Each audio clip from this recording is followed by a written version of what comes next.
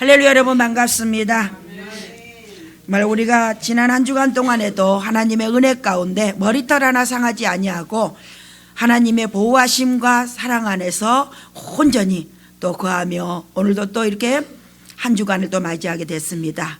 여러분, 우리가 하루하루의 삶을 우리의 능력으로 힘으로 살아가는 것 같지만 절대 그렇지 않다는 걸 우리는 참된 성도들은 분명하게 깨닫고 있습니다.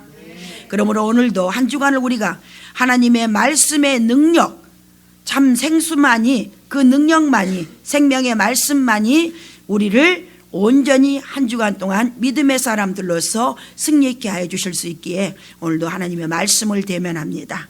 하나님의 말씀 데살로니가후서 1장 1절서부터 12절까지 보기를 원합니다. 환난을 소망으로 극복하는 믿음입니다. 제가 가지고 있는 성경으로는 신약성경 334페이지에 있습니다. 다 찾으셨으면 한 절씩 읽겠습니다. 바울과 실로오나와 디모데는 하나님 우리 아버지와 주 예수 그리스도 안에 있는 데살로니가의 인해 교회에 편지하노니 하나님 아버지와 주 예수 그리스도로부터 은혜와 평강이 너희에게 있을지어다. 형제들아, 우리가 너희를 위하여 항상 하나님께 감사할지니 이것이 당연함은 너희 믿음이 더욱 자라고 너희가 다 각기 서로 사랑함이 풍성함이며 그리고 너희의 참는 모든 핍박과 환난 중에서 너희 인내와 믿음을 인하여 하나님의 여러 교회에서 우리가 친히 자랑함이라. 이는 하나님의 공의로운 심판의 표요 너희로 하여금 하나님 나라에 합당한 자로 여기심을 얻게 하려 함이니 그 나라를 위하여 너희가 또한 고난을 받느니라. 환난받게 하는 자들에게는 환난으로 갚으시고 환난받는 너희에게 우리와 함께 안식으로 갚으시는 것이 하나님의 공의시니 주 예수께서 저희 능력의 천사들과 함께 하늘로부터 불꽃 중에 나타나실 때에 하나님을 모르는 자들과 우리 주 예수의 복음을 복종치 않는 자들에게 형벌을 주시리니 이런 자들이 주의 얼굴과 그의 힘의 영광을 떠나 영원한 멸망의 형벌을 받으리로다. 그날에 강림하사 그의 성도들에게서 영광을 얻으시고 모든 믿는 자에게서 기이 여김을 얻으시리라.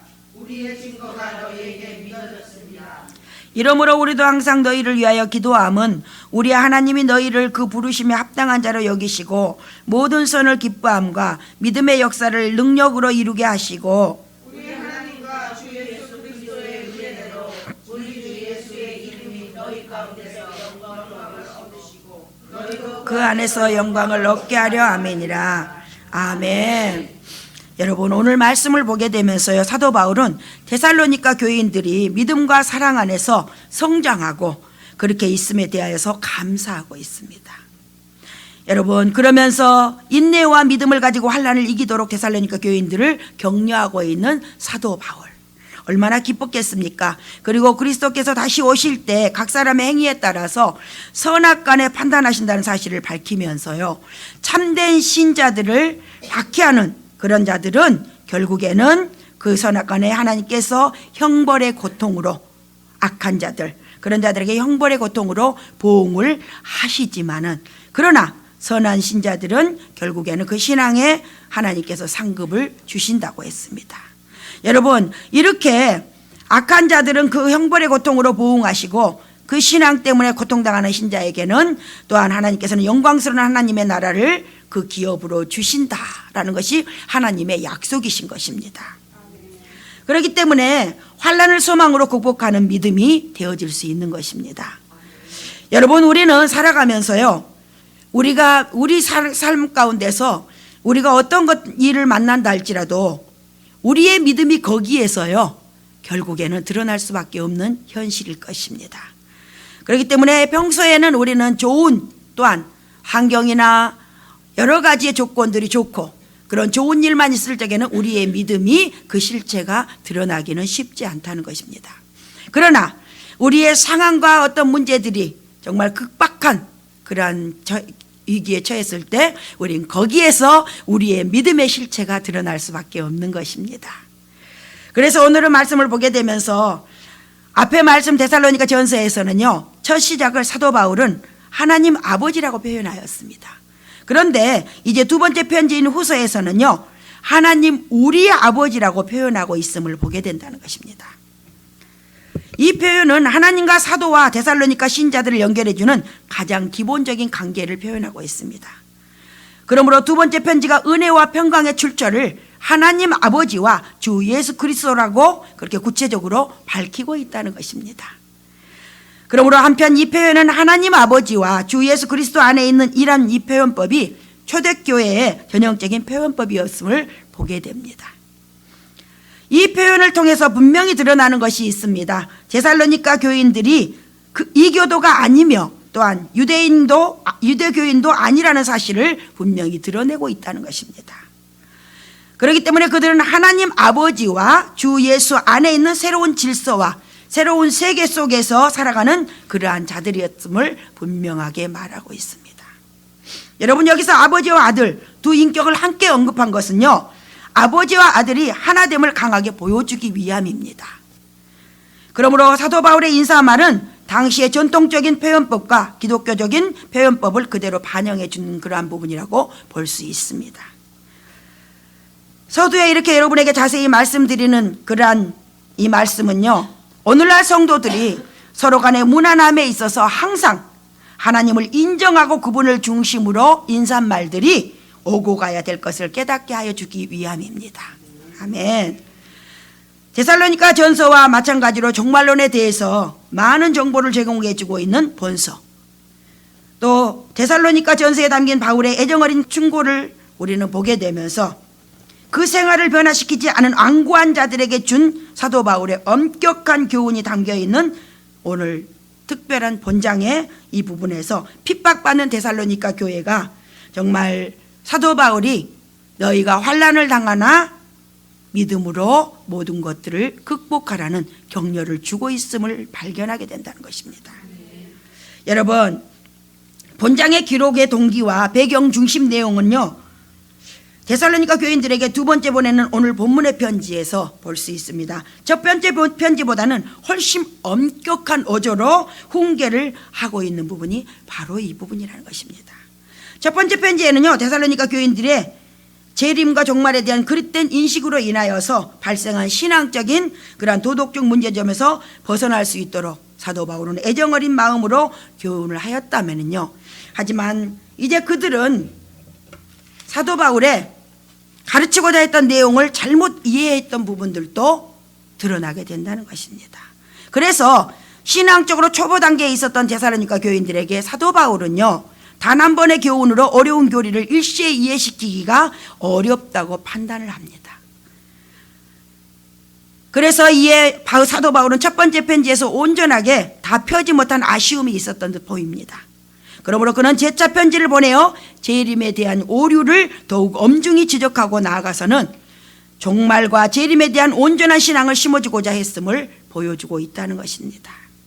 다시 말하면 이전의 편지를 받은 데살로니가 교인들은요, 자기들이 완전하지 못하고 자신들의 신앙도 시련에 견딜 만한 그러한 것이 되지 못하다는 두려움 속에서 그들은 자기 의심과 자기 불신에 찬 반응을 보였다는 것입니다.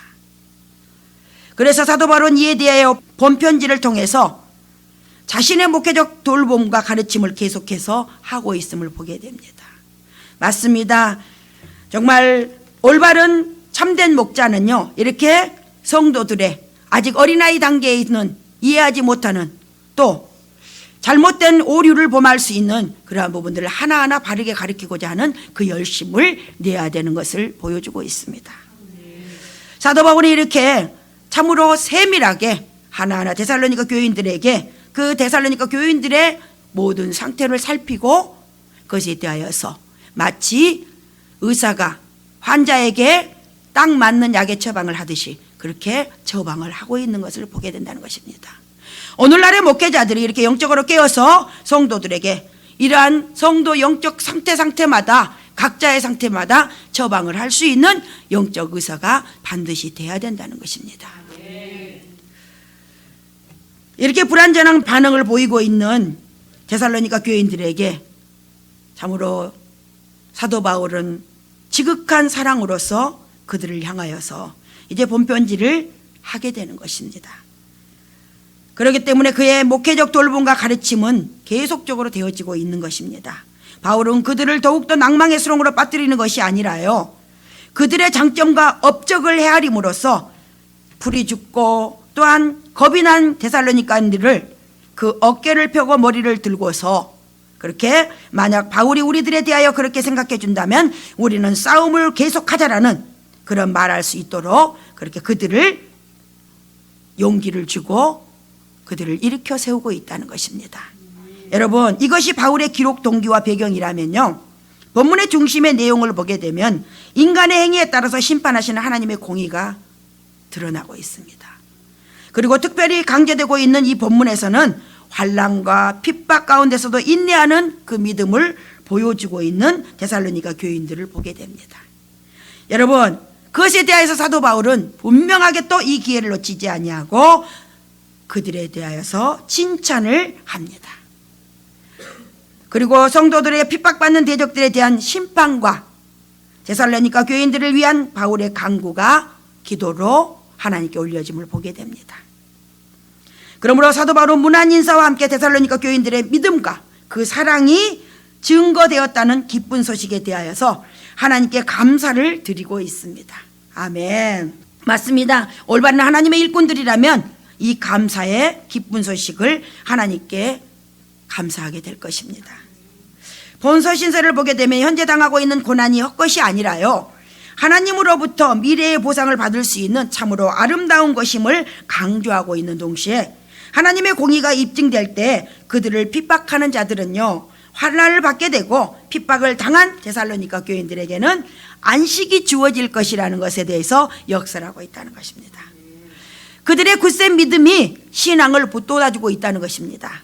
맞습니다. 바울은 또한 이 모든 환난과 심판과 안식을 주 예수 재림의 그 사건의 전후로 간주하고 있습니다.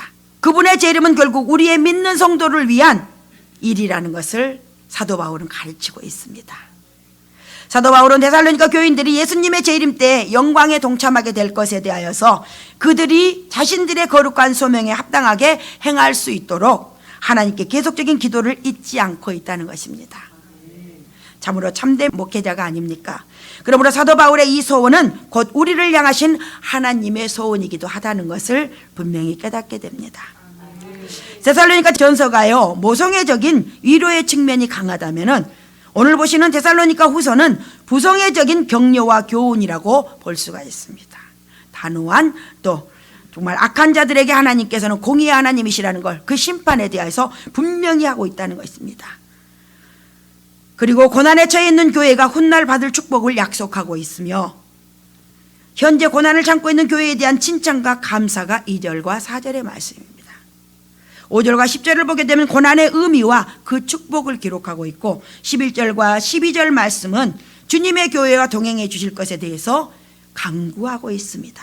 주님이 교회와 또한 동행하여 주실 것에 대한 강구인 것입니다. 먼저는 3절과 4절의 바울은 데살로니가 교인들이 경험한 영적 성장에 대하여서 하나님께 감사하고 있다고 했습니다. 기뻐하고 하나님께 감사했다고 했습니다. 우리는 이 부분에서 보게 되면서 그 세 가지 내용을 보게 되면 생명 있는 교회에는 세 가지 표라고 설명하고 있습니다. 그 세 가지 특징을 보게 되면요, 각각 성장하는 믿음, 증가하는 사랑, 환난 중에 인내라는 것입니다. 이에 대하여 살펴보게 되면 성장하는 믿음은요, 나날이 예수 그리스도를 점점 확실히 믿는 것이고요, 그리스도인이 성장하고 있는 표라는 것입니다. 그러므로 우리 그리스도인들은 그들의 믿음이 일생 동안 계속해서 자라나도록 해야 된다는 것입니다. 장성의 분량에 자라나기까지요. 그런 믿는 자들은 하나님을 믿는다는 것이 정태적인 그러한 마치 머물러 있는 현상이 되어서는 안 될 것입니다. 계속 자라나야 되고 장성의 분량에까지 자라나야 된다는 것. 그것은 인격을 믿는 것이므로 언제나 증가하든지 감소하기에 참성도는요, 성장하는 믿음을 가져야 성숙한 그리스도인이 될 것이며 살아있는 그리스도인이 될 것이며 생명이 있는 교회와 공동체가 될 것이라는 것입니다. 아멘. 이 부분에서 우리가 매우 익숙한 단어가 아닙니까? 맞습니다. 생명 있는 교회 또한 살아있는 교회. 두 번째입니다. 증가하는 사랑은 성장하는 교회란 전적으로 점점 더 그 봉사를 더하여 가는 교회다라고 말할 수 있습니다. 어떤 사람은 처음에는 기독교 신앙이 자기에게 요청되는 그 의무로서의 그 의무만 이행하는 그런 시작을 출발점을 하게 될 것입니다. 그래서 이웃의 봉사를 하면서 그렇게 그런 시작을 하게 될 것입니다. 그러나 장차 그는 봉사로 인해서 최대의 기쁨을 발견하게 될 것이라는 것입니다. 그의 신앙이 성장함에 따라서 데살로니가 교인들은 하나님과의 교제를 위해서 점점 더 가까이 친밀하게 나아가고 있음을 보게 됩니다. 뿐만 아니라 다른 사람들과의 관계도 돈독하게 만들어가고 있었습니다. 그리고 하나님을 향한 순수한, 그리고 그들의 믿음은 다른 사람들을 향한 사랑을 동반하게 되었다는 것을 보여주고 있습니다. 맞습니다. 여러분, 이 믿음은요, 결국은 우리 안에서 죽어 있는 것이 아니라요, 내 안에서 내 이웃을 사랑하고 내 이웃을 위한 헌신된 삶, 그 봉사를 하게 되는 것들을 계속해서 내가 이제는 그 삶의 방향이 다른 사람을 돌아보고 사랑하고 섬기는 것으로 결국에는 참으로 하나님 기뻐하시는 선한 쪽으로 그렇게 모든 것들을 창출해낸다는 것입니다. 맞습니다, 여러분. 죽어 있는 것이 아닙니다. 머물러 있는 것이 아닙니다. 정체되어 있는 것이 아니라는 것입니다. 바로 참된 성도의 믿음은 이런 믿음이 되어야 됩니다. 다른 사람들을 향한 사랑을 동반하게 되는 그런 믿음. 믿음이 뿌리라고 한다면 사랑은 그 열매이기 때문에 그렇습니다. 그리고 성장하는 교회, 살아있는 교회는요, 각기 서로 풍성하게 사랑하는 교회라는 것입니다. 그럼 여기서 여러분, 성장하는 교회, 살아있는 교회, 우리 새벽별임을 믿습니다. 아멘. 세 번째입니다. 환난 중에 인내. 데살로니가 교인들은 그들의 곤란한 상황으로부터 벗어나려고 하지 않았습니다. 오히려 그들은 자신의 처한 상황이 하나님의 뜻이며 압박 속에서도 견뎌나가야 된다고 그들은 생각하였다는 것입니다. 여러분은 어떻습니까? 여러분의 삶 가운데서, 여러분의 정말 신앙생활 가운데서 어떠합니까? 데살로니가 교인들을 한번 생각해 보시기 바랍니다. 왜냐하면요, 오해가 없어야 될 것은 그들의 태도가 그들의 힘으로 인내하고자 한 것이 아니기 때문에 그렇습니다. 그래서 이 부분에서 우리는 오해가 없어야 됩니다. 그들은 하나님께 대한 믿음을 가지고 있었기 때문에 그렇게 그들은 그 모든 것 가운데 하나님의 뜻임을 인정했다는 것입니다. 그래서 사도 바울은 여기에서 인내로, 헬라어로 보게 되면 히포모네, 그 단어를 사용하고 있음을 보게 됩니다. 이것은 우리를 위해서 지워진 어떤 일을 수동적으로 견디는 능력이 아니라는 것입니다. 그럼 무엇입니까? 정말 그대로의 상황에 꾹 참고 견딜 뿐만 아니라 주어진 상황들을 극복하고 그것을 정신과 육체의 강화로서 이용한다는 것을 의미하고 있다는 것입니다. 여러분, 정신적으로 나약한 사람들이 있습니다. 너무 유약합니다. 다시 한번 말씀드리면은 데살로니가 교인들은요, 이 모든 곤란한 환난의 모든 상황이 그것으로부터 벗어나려고 하지 않았다는 거예요. 그들은 이 모든 것들이 오히려 하나님 안에서 자신들에게 처한 상황이 하나님 뜻이라는 것, 그것을 깨달았습니다. 그래서 어떤 압박 속에서도 견뎌나가고자 했던 그들의 생각을 보여주고 있다는 거예요. 그렇듯이 하나님께 대한 믿음을 가지고 있는 자들은요, 결국에는 어쩔 수 없는 무거운 짐을 내가 짊어지는 것이 아니라, 수동적으로 견디는 능력이 아니라 있는 그대로의 상황에 내가 믿음으로 꾹 참고 견딜 뿐만 아니라 주어진 상황들을 극복하고 그것을 정신과 육체의 강화에 이용한다는 것입니다. 곧 그것은요, 인생의 커다란 시련을 받고서도 더욱 그것을 달성하기 위하여서 디딤돌로 변형시키도록 한다는 것입니다. 아멘. 이러한 인내는요, 하나님께 대한 전적 믿음으로부터 오는 것입니다. 그러므로 여러분, 생명 있는 교회는 환난의 상황조차도 하나님께서 당신의 또한 영광을 나타내시기 위한 그러한 허락하신 것이라는 것을 우리는 받아들여야 됩니다. 데살로니가 교인들이 그리하였듯이. 그러므로 견디어낼 수 있도록 하나님께서 주시는 충분한 은혜 또한 간구해야 될 것입니다. 신라곤으로 유명한 밀턴을 보게 됩니다. 그는 가장 많은 고난을 당한 사람이 가장 많은 영화를 받을 것이다라고 말하고 있습니다. 확실히 고난은요, 하나님께서 우리를 징계하실 목적으로 주시는 것이 아닙니다. 그럼 무엇입니까? 우리가 절망하고 낙심하라고 보내는 것이 아니라 다만 그분의 영광을 위하여서 사용하시려고 우리에게 주시는 축복의 선물이라는 것입니다. 믿어지십니까? 아멘. 성도의 고난은요, 그러므로 하나님께서 우리를 금과 은같이 단련하시려고 주시는 일시적인 것이라는 것을 분명히 시편 66편 10절 말씀에 말씀하고 있습니다. 또 시편 30편 5절에 보게 되면 그 노여움은 잠깐이요 그 은총은 평생이로다. 저녁에는 울음이 기수 머무를지라도 체류할지라도 아침에는 기쁨이 오리라고요. 이렇게 하였습니다. 믿어지십니까 여러분? 아멘. 잠깐 하나님께서는 우리를 금과 은 같이 단련시키기 위하여서 그렇게 모든 환난과 역경과 고난을 허락하시지만 결국 믿음으로 그 모든 것들을 견뎌내고 하나님만을 바라보고 하나님의 뜻을 깨닫고자 하는 자들에게는 이렇게 놀라운 아침에 기쁨이 오는 축복이 주어진다는 것입니다. 잠시 우리가 어두운 터널을 지나는 것 같으나 하나님을 신뢰하고 주님을 끝까지 따르고자 하는 그 믿음이라면 여러분 그 믿음은 결코 하나님 우리에게 절망을 주시지 않는다는 거예요. 그 믿음은 결국에는 크나큰 하나님의 놀라운 하나님의 전적 역사하심과 우리를 위해 예비하신 모든 것들이 준비되어 있다는 것입니다. 바울도 당시 환난에 처해 있는 데살로니가 교인들에게 그 환난으로 인하여서 그들의 믿음은 더욱 성장하고 사랑이 풍성해지며 인내가 더욱 견고해졌음을 보고서는요. 그래서 바울은 이를 감사하고 기쁘게 여겼다는 것을 봅니다.